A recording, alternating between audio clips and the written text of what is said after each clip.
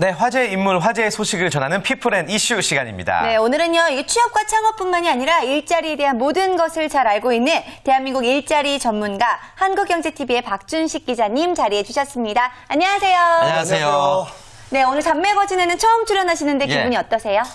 오늘 코너는 처음인데요. 사실 제가 2년 전에 잡매거진 처음 방송 론칭했었을 때 제가 개국공신이기 때문에 사실 친정연고 같은 느낌이 들어가지고요. 예, 상당히 기대도 되고 예, 좀 설레기도 합니다. 저희보다 선배님이셨어요. 그러니까요. 그 네. 한국경제TV 직업방송 쪽에서 굉장히 많이 출연하셔서 출연료가 어마어마하시다고요? 네, 영원입니다. 누적 금액이. 예. 그렇군요. 예, 알겠습니다. 그렇군요. 네. 자, 아무튼 오늘 특별한 시간 내주셨는데 오늘 전해주실 이슈가 바로 창직에 관한 거라고요. 예. 네, 창직이라 그러면은 간혹 저도 그런 실수를 한번 했었는데요. 제가 창직에 대한 기사를 처음 썼을 때 창작이라고 썼습니다. 예, 그래서 당연히 창조적으로 뭘 하는 직업에다가 뭐 그런 거니까 뭐 창작이겠거니 해가지고 했었는데 봤더니 창작이 아니고 창직입니다. 창직은요.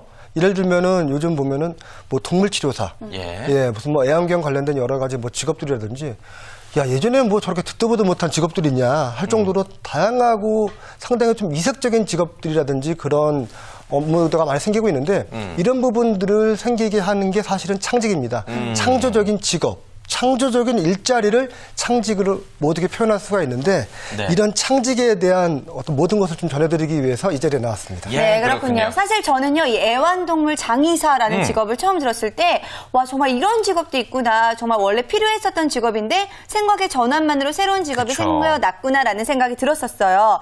자, 그렇다면 이 창직의 시대가 오기까지 좀 배경이 좀 있을 것 같은데요. 이 창직이라는 건요, 세상의 틀 안에서 활동하는 거를 상당히 좀 거부하는 사람들이 있습니다. 지금 젊은 사람들은 물론 취업을 하면은 마음이 편합니다. 정해진 틀 안에서 들어가서 입사를 해서 월급을 받고 가정을 꾸리고 그런 생활도 좋지만은 뭔가 좀 이상하다. 내가 하고 싶은 일을 내가 개발해서 하고 싶은 그런 욕망을 표출하고 싶은 사람들이 있기 때문에 이런 창조적 직업하고 창조적 일감이라는 이런 새로운 패러다임이 생겼는데요. 이 재단법인 창조경제연구원에 보면은 이런 창직에 대해서 개념을 설정을 했습니다. 일단 여기서 나온 좀 개념이기 때문에 좀 보고 읽겠는데요. 보통 취업이라고 그러면은 사회가 정해놓은 교육 제도에 따라서 기업에서 보편적으로 원하는 직업을 얻는 것을 보통 우리가 생각하는 취업이라고 그런다 그러면은 이 창직이라는 거는 자신의 능력과 적성을 중심으로 해서 새로운 경제 패러다임과 사회적 네트워크를 활용해 스스로 일자리를 만들고 자기 자신을 고용하는 그러니까 일종의 약간 1인 창조 기업이라든지 아니면 사회적 기업의 새로운 형태라고 좀 이해하면 좋을 것 같습니다. 그렇군요. 그러니까 좀 정리해보자면 스스로 내 직업을 창조하는 것이 바로 이 창직이라고 할 수가 있겠는데 이게 창직이 뭐 우리만의 이야기가 아니라 실제로 유엔에서도 이 창직에 관해서 조명한 보고 내용이 있다고 해요. 저도 벌써 기성세대인지 모르겠는데요. 이쪽 창직에 관련된 일자리의 이름을 들어보면은 정말 이렇게 혀를 내둘리게 하는 그런 게 있습니다. 예를 들면요, 그 임종 설계사, 결혼 및 동거 강화 전문가. 저희 부모님이 들으면은 동거라는 말만 들어도 아직 놀라시는 분이에요. 근데 동거를 강화하는 설계사가 있다 그러면은 도대체 기성세대들 어르신들은 도저히 이해 못할 그런 부분이 많이 있습니다. 변하네요, 진짜. 근데 유엔에서는 이런 창직 활동을 정례화해가지고요. 2025년도까지 최소한 100개 이상의 유능한 창직 그 직업이 생긴다고 전망을 내놨습니다. 그만큼 앞으로는 지금보다 더 많은, 더 다양하고 세분화된 창직 직업들이 생길 것으로 예상되고 있습니다. 네, 아무래도 창직이라는 것이요. 지금 현재에 머무르는 것이 아니라 아무래도 이 미래에 대해서 좀 더 내다보는 그런 자세가 좀 필요한 직업인 것 같은데 자, 그렇다면은요. 저희는요. 사실 각자 직업이 있기는 하잖아요. 그렇지만 기자님이 창직을 하신다면 어떤 아이디어를 한번 내보고 싶으세요? 궁금하다. 제 말은 아니고요. 이 창직의 기본 활동은 뭐냐면은 사람이 갈수록 편해져야 합니다. 좀 더 자기 경제 생활하고 관련 없이 좀 더 편하고 좋은 생활을 원하는데 특히 그 부분에 있어서 여가라든지 문화생활이 중요합니다. 그래서 요즘 보면은 이 반려동물들을 많이 키우지 않습니까? 그래서 뭐 반려동물에 관련된 직업이 많이 생기고 있는데 저는 반려동물 심리치료사라는 거를 제가 한번 개발해서 하고 싶습니다. 반려동물 심리치료사. 어떻게요? 저희가 보통 생각할 때는 반려동물이라 그러면은 사람들한테 저희도 제 집에 몇 개 이 반려동물을 키우고 있는데. 몇 마리? 우리가 이제 가면은 뭐 밥도 주고, 목욕도 시켜주고, 이제 같이 놀면서 하잖아요. 근데 말 못하는 짐승이라고 얼마나 속으로 스트레스 쌓이겠어요. 맞아요. 왜 저 주인은 늦게 술 먹고 들어와가지고 나한테 뽀뽀를 할까? 왜 늦게 와서 나 이렇게 괴롭힐까? 이 말 못하는 동물이기 때문에, 말 못하는 생물이기 때문에 느낄 수 있는 여러 가지 스트레스라든지 그런 부분들이 있을 겁니다. 반려동물들이 스트레스를 받고 제대로 제 임무를 못하면은요, 예. 결국 사람들이 피곤해지거든요. 네. 그래서 이 반려동물들의 어떤 심리 치료라든지 아니면은 그들을 다시 리액션할 수 있는 그런 부분들 좀 개발하면은 좀 재밌지 않을까 그런 네. 생각을 그렇군요. 해봅니다. 아무래도 이런 이야기 역시도 좀 약간의 발상의 전환이 좀 그쵸, 필요한 그쵸. 그런 부분이었던 것 같아요. 네. 좀 기자님 외모와 다르게 반려동물을 굉장히 사랑하시는 것 같아요. 못 키우세요? 저는 고슴도치하고요, 달팽이하고, 달팽이. 네. 예, 뭐 달팽이, 뭐 시즌에 맞는 뭐 생물들을 키우고 있습니다. 굉장히 그렇군요. 특이하시네요. 네. 예, 아무튼 반려동물 심리치료사 분명히 또 가능성이 있는 직업이 아닐까라는 생각 들었고요. 아무튼 이렇게 미래는 정말 아이디어 시대가 아닐까 생각이 듭니다. 때문에 우리 청년들은 미리미리 자신의 아이디어를 개발을 하고 또 발전을 시켜 나가야 되겠다는 생각이 들어요. 청년들에게 창직은 뭐 필수적 절대적이 되겠죠. 예. 네, 그런 부분들이 있습니다. 아이디어라는 거는 무궁무진하고요. 저희가 어느 잣대를 가지고 끊을 수는 없는데 그 아이디어를 실제 사업화시키거나 구체화할 수 있도록 또 해주는 게 저희 기성세대하고 사회와의 어떤 역할이 아닐까 싶습니다. 네, 네. 예, 그런 차원에서 지난 20일 날이었습니다. 고용노동부가 이 청년들의 창직 아이디어를 좀 더 지원하기 위해서 이 아이디어 이 페스티벌을 엽니다. 그래서 우수한 창직 활동 아이디어를 모아서 시상식을 이제 벌이게 되는데요. 올해로 벌써 6회를 맞았습니다. 총 410개의 그 창직 아이디어 프로젝트가 굉장히 응모가 됐고요. 많네요. 이 중에 본선에 올라온 게 13개입니다. 예. 이 13개 중에 현장에서 현장 심사를 벌여가지고 총 3개의 대상 기업이랍니다. 그 팀이 이제 선정이 돼서 시상식을 가졌습니다. 화면에 나오네요. 예.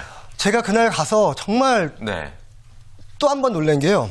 제가 좀 읽겠습니다. 예. 아까 그 여행 오퍼레이터라고, 예, 나도 명함을 갖고 싶다 해서 나왔지만은 여행 오퍼레이터도 상당히 어려운 개념인데 문학길 창조자라는 창직 활동이 있습니다. 문화길 뭐예요? 창조자. 예를 들면 문학길 창조자라는 것 중에 선동여행과 함께 여행을 가보세요라는 게 있는데요. 경주에 있는 캠퍼스에 있는 학생들이 만든 여행 코스입니다.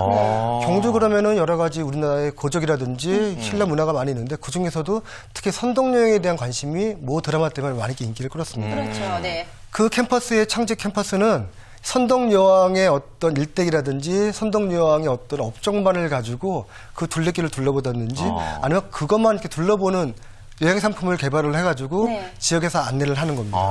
스토리텔링. 예, 네. 그렇습니다. 예. 예, 그런 것도 있고요. 스튜어트 스페셜리스트라고 해서 이름 어렵네요. 네. 스튜어트 스페셜리스트. 네.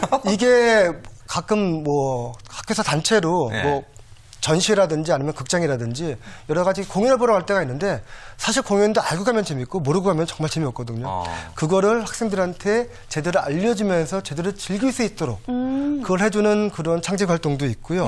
예, 컬처 인포렉터라는 것도 있습니다. 네, 컬처 그건 인포렉터라는 거는 이게 문화유산 답사기에서 나오는 그런 여러 가지 지식이라든지 아니면 정보를 같이 곁들이면서 여행의 즐거움을 더하는 이런 정말 기존 기성세대의 아이디어 가지고는 도저히 나올 수 없는 그런 아주 생기발랄한 그런 그 창직 아이디어를 이제 시상을 한 결과인데요. 네. 그래서 고용노동부에서는 이런 부분들이 실제 어떤 사업이라든지 좀 더 구체화될 수 있도록 비용도 지원해주고요. 참고로 이번에 창직 아이디어 시상식에서 대상을 받은 세 팀에게는 각각 300만 원의 예, 지원금이 또 지원이 됐습니다.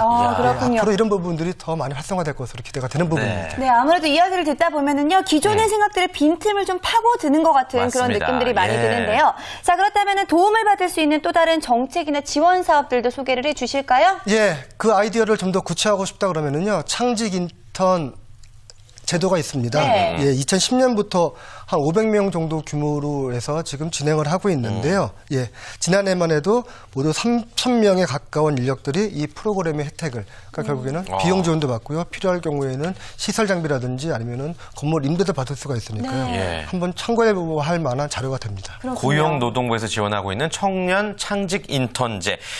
근데요, 2010년부터 진행이 됐으면 이미 뭐 충분히 많은 수혜자들이 있을 것 같은데, 이 청년들에게 있어서 창업과 창직의 그 경계가 참 애매하고, 예, 헷갈릴 것 같아요. 그 부분들을 잘 개념을 갖고 접근하는 게 상당히 중요한 게요.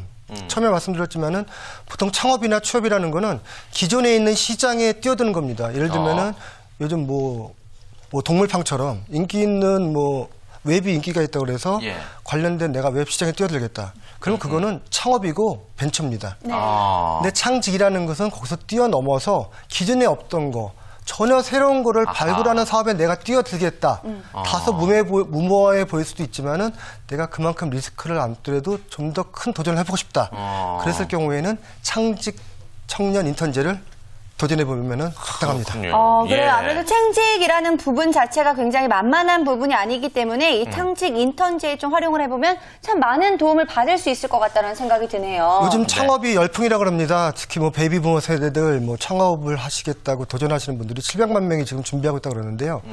사실 뭐 창업이라는 게 결코 쉽지가 않습니다. 예. 새로운 사업을 만들고 내가 사업체의 주체가 돼가지고 뭔가를 꾸미기 위해서는요. 예산, 뭐 건물 임대, 그다음에 사업 승인, 하다못해 관공서에 서류 넣는 게요. 보통 한두 가지가 아닙니다.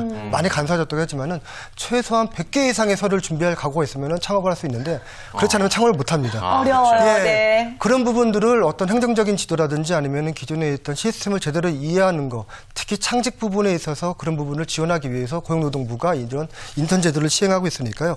꼭 반드시 창업이 됐든지 아니면 창직 활동이 됐든지 이러한 기존의 시스템을 이해할 수 있는 제도를 꼭 활용하는 것이 중요하다고 생각할 수 있습니다. 그렇군요. 네. 알겠습니다. 아무튼 이 청년 창직 인턴제 우리 많은 젊은이들이 굉장히 관심을 가지고 또 참여를 하면은 그들의 미래도 밝고 대한민국의 미래도 밝지 않을까 이런 생각이 들거든요. 자격 요건이 혹시 따로 있는지 궁금합니다. 예, 이 부분에 있어서 제가 개인적으로 참 아쉬워하고 네. 제가 엊그저께 현장 갔을 때도 그걸 여쭤봤었는데요. 예. 이 나이 제한이 있습니다. 나이 제한이 네. 있어요? 예, 이 15세 이상이어야 되고요. 예. 만 39세 이하여야 됩니다. 네. 널널한데요? 저는 이미 여유 있어요. 연령대가 지나가지고 좀 아쉽고요. 네. 예, 이 창직 분야의 어떤 전공자라든지 아니면은 교육 훈련이 과정이 있습니다. 이걸 이수한 분들, 그다음에 기타 자격증 소지자 있는 분들은 청년 인턴제에 참여할 수가 있고요. 그다음에 학생인 경우에도 가능합니까? 가능합니다. 대신 조건이 있습니다. 휴학이라든지 아니면 지금 취업 상태에 있거나 아니면은 인턴십을 지금 지원을 해도 내가 학업이라든지 기타 학교 수업에 지장이 없는 경우에는 신청을 할 수 있는데 예를 들면은 학교 빼먹고 인턴을 할 수는 없거든요. 예, 그런 부분을 네. 빼고는 가능하다고 하니까요. 이런 자격 요건들 한번 충분히 살펴보시고 꼭 도전해 보시기 바랍니다. 그렇군요. 네. 나는 자격이 되네. 나 도전해 봐야지. 마음을 먹었습니다. 그렇다면 이제 어디서 지원 방법을 참고해야 되나요? 예, 이 부분이 네. 상당히 중요하기 때문에 또 기타만 보시기 바랍니다. 예. 예, 이 창직 인턴제를 참여하기 위해서는요. 고용노동부 홈페이지를 가면은 그 인턴 지원 홈페이지가 있습니다. 저희 지금 밑에 자막 나가고 있죠. 예, 저 자막으로 이렇게 직접 신청을 하셔도 되고요. 네.